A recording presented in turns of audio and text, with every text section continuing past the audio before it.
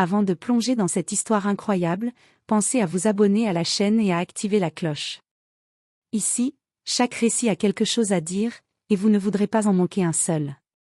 Dans une prestigieuse école privée de New York, les apparences et les origines sociales dictent souvent la manière dont on traite les élèves. Ce matin-là, Amara Williams, une jeune fille brillante et polie de 17 ans, vient d'être transférée dans cet établissement réputé pour accueillir les enfants des familles les plus riches du pays. Malgré sa tenue élégante et son attitude irréprochable, certains la regardent avec mépris, car elle est la seule élève noire de sa classe. Lors d'une inspection de routine, M. Henderson, le directeur de l'école, un homme fier et hautain, surprend Amara dans le couloir, un téléphone dernier cri à la main. Il l'accuse immédiatement d'avoir volé l'appareil à une autre élève blanche, sans même lui laisser le temps de parler. Les mots qu'il prononce ce jour-là vont profondément marquer la jeune fille. Ici, on ne tolère pas les intrus ni les menteurs. Tu n'as rien à faire parmi les enfants de bonne famille. Humiliée devant toute la classe, Amara garde le silence, les larmes aux yeux. Ce que le directeur ignore, c'est que le téléphone qu'il croit voler lui a été offert par son père, le célèbre milliardaire Elia Williams, PDG d'un empire financier et philanthrope respecté dans tout le pays. Le matin suivant, le soleil filtrait à travers les grandes fenêtres vitrées de l'école privée Saint-George Academy, un établissement où la réputation comptait plus que l'éducation elle-même. Les couloirs sentaient le parfum cher et le luxe discret des familles riches. Amara, vêtue de son uniforme impeccable, avançait calmement avec son sac à la main. Malgré sa nervosité, elle gardait la tête haute, son père lui avait toujours dit. Ne laisse jamais personne te faire croire que tu vaux moins qu'eux. Mais cette phrase allait bientôt être mise à l'épreuve. Alors qu'elle s'apprêtait à entrer en classe, une agitation éclata près des casiers. Une élève blanche, Chloé Matthews, la fille d'un grand investisseur, cria.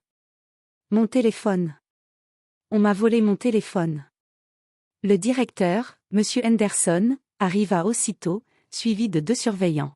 « Que se passe-t-il ici ?» demanda-t-il d'une voix sèche. Chloé, faussement bouleversée, pointa soudain Amara du doigt. « C'est elle. Je l'ai vue près de mon casier juste avant. » Amara écarquilla les yeux. « Moi ? Mais je n'ai rien touché. » Le directeur la fixa avec un regard méprisant. « Montre ton sac. »« Monsieur, je vous assure que je n'ai rien. »« Ton sac, tout de suite. » coupa-t-il sèchement. Tremblante, Amara ouvrit son sac. Au-dessus de ses cahiers, un téléphone identique à celui de Chloé apparut. C'était le sien, un cadeau de son père pour sa rentrée. Le directeur esquissa un sourire froid. Je m'en doutais. Ce genre de choses arrive toujours quand on admet des élèves de divers horizons. Les élèves ricanèrent. Amara sentit ses joues brûler, la honte l'envahir. Elle voulut parler, mais sa voix se brisa. Vous êtes exclu pour vol, déclara M. Henderson d'un ton glacial. Je contacterai vos parents pour qu'ils viennent vous chercher. Mon père n'est pas disponible, murmura-t-elle, retenant ses larmes. J'en suis sûre, ironisa-t-il. Peut-être est-il trop occupé pour vous apprendre la politesse. Les mots tombèrent comme des coups de couteau. Devant toute la classe, Amara ramassa ses affaires et quitta la salle. Mais au moment où elle franchit la porte, elle lança d'une voix tremblante. Vous regretterez ces paroles, monsieur le directeur. Un jour, vous comprendrez qui je suis vraiment. Le silence retomba, et le regard du directeur se durcit. Il n'avait aucune idée que ces mots venaient de sceller sa propre humiliation. Le lendemain matin, la tension régnait dans le bureau du directeur Henderson. Il feuilletait distraitement quelques dossiers, essayant de justifier par écrit son exclusion disciplinaire. L'incident avec Amara avait fait grand bruit dans l'école, certains enseignants murmuraient que le directeur était allé trop loin, d'autres approuvaient en silence, trop craintifs pour le contredire. Pendant ce temps, Amara restait enfermée dans sa chambre, le regard perdu par la fenêtre. Elle n'avait pas voulu raconter toute l'histoire à son père. Mais Elia Williams n'était pas un homme qu'on pouvait berner longtemps. PDG d'un conglomérat international, il avait bâti sa fortune sur la discipline et la justice. Il avait remarqué, la veille, les yeux rougis de sa fille et son silence inhabituel au dîner. Le lendemain, il avait tout découvert. Un simple coup de fil à un membre du conseil d'administration de l'école avait suffi à obtenir un rapport complet de l'incident. Elia resta un long moment immobile dans son bureau, son regard fixé sur la photo d'Amara enfant. « Ma fille n'a jamais volé », murmura-t-il. « Jamais. » Il prit son manteau, monta dans sa voiture noire et donna une seule instruction à son chauffeur. Direction Saint-Georges Academy. Lorsque le directeur Henderson vit arriver la limousine noire s'arrêter devant l'école, il fronça les sourcils. Une voiture de luxe, des gardes du corps à l'extérieur, un homme en costume sombre en sortant avec prestance, tout indiquait quelqu'un d'important. « Puis-je vous aider ?» demanda le directeur, sur un ton un peu nerveux. L'homme s'avança lentement, tendant sa carte de visite. « Elia Williams, père d'Amara Williams. » Le directeur blêmit. Ce nom, il le connaissait bien, Elia Williams, l'un des hommes les plus puissants du pays, président du groupe Williams Enterprises, donateur majeur de nombreuses institutions, y compris de Saint-Georges Academy elle-même. Monsieur Williams, je ne savais pas. Je suis navré de ce qui s'est passé, balbutia Henderson. Elia resta impassible. Vous avez publiquement humilié ma fille. Vous l'avez traitée comme une criminelle. Et vous avez osé le faire sans preuve. C'était un malentendu. Le téléphone ressemblait à celui d'une autre élève, et c'était le sien. Je l'ai acheté moi-même, monsieur Henderson. Le directeur déglutit difficilement. Ses mains tremblaient. Elia s'approcha lentement, sa voix se fit grave et posée. Vous avez oublié que la couleur de peau ne détermine ni la valeur ni l'honnêteté d'une personne. Aujourd'hui, c'est vous qui allez rendre des comptes. À ce moment, 2 membres du conseil d'administration firent irruption. Monsieur Williams. Nous ne savions pas que c'était votre fille. Nous sommes profondément désolés, dit l'un d'eux. Elia les regarda froidement. Vous ne saviez pas, ou vous n'avez pas voulu savoir? Le directeur sentit la sueur couler sur sa nuque. Il comprit que sa carrière venait de basculer. 2 jours plus tard, une réunion d'urgence du conseil d'administration de Saint-Georges Academy fut convoquée. Les membres du conseil, les enseignants principaux et plusieurs parents d'élèves étaient présents. L'affaire d'Amara avait fait le tour des réseaux sociaux, une élève injustement accusée, humiliée publiquement, puis défendue par son père, un homme d'influence. L'école devait sauver sa réputation. Le directeur Henderson, blême, ajustait nerveusement sa cravate. Il savait que cette réunion déciderait de son avenir. Elia Williams entra, droit, calme, vêtu d'un costume gris foncé.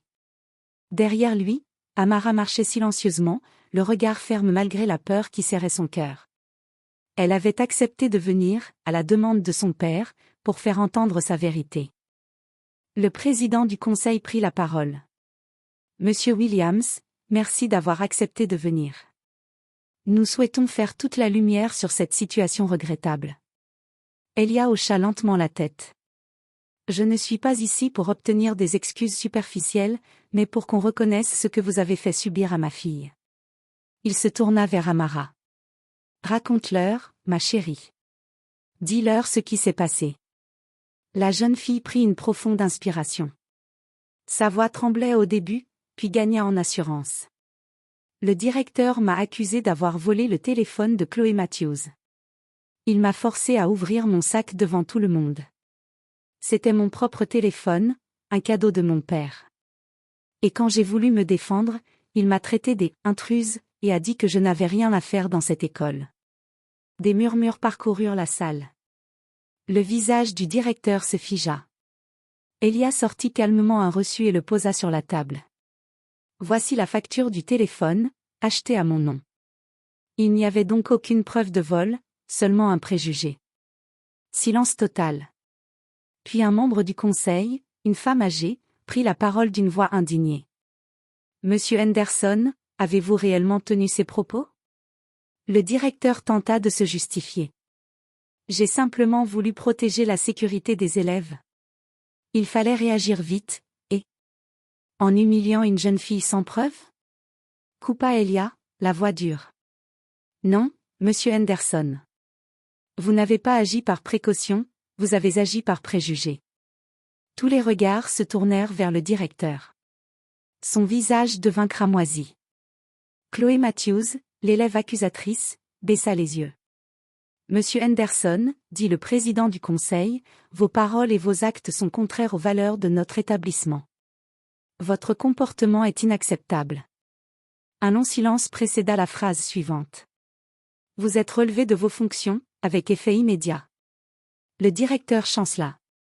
Vous ne pouvez pas. Mais c'était trop tard. Les agents de sécurité s'approchèrent pour l'inviter à quitter la salle.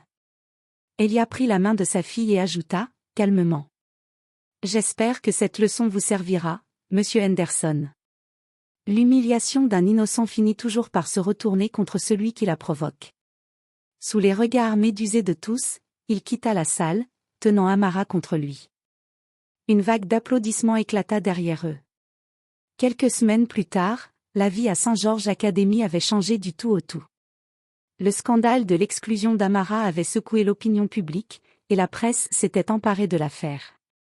Les journaux titraient. Un directeur d'école privée limogé après un acte raciste envers la fille d'un milliardaire.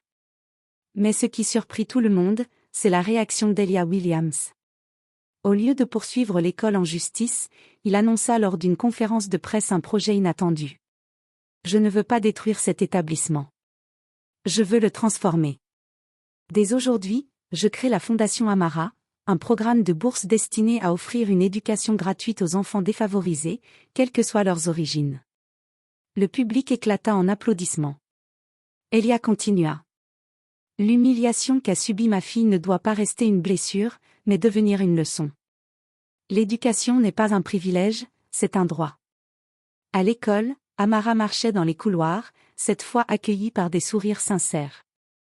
Même ceux qui l'avaient jugée au début venaient s'excuser. Chloé Matthews, honteuse, l'aborda un matin. Amara, je suis désolée pour ce que j'ai fait. J'ai eu peur de toi simplement parce que tu étais différente. Amara la regarda longuement, puis répondit doucement. Ce n'est pas moi que tu dois craindre. C'est ce que la peur peut te pousser à devenir. Les deux filles finirent par se réconcilier. Le jour de la cérémonie d'inauguration de la Fondation Amara, l'école accueillit des dizaines de nouveaux élèves issus de quartiers pauvres. Elia et sa fille montèrent sur scène, main dans la main. « Papa, tu crois que les choses vont vraiment changer ?» demanda Amara, le regard tourné vers la foule d'enfants. « Oui, ma fille », répondit-il avec un sourire ému. Parce que le changement commence toujours par quelqu'un qui refuse de se taire. Les applaudissements retentirent dans toute la salle. Le soleil couchant filtrait à travers les vitres, illuminant les visages des nouveaux élèves. Et alors qu'Amara regardait cette scène, elle sut au fond d'elle que, malgré la douleur vécue, cette épreuve avait eu un sens. Elle avait transformé l'humiliation en espoir. Et l'injustice en lumière.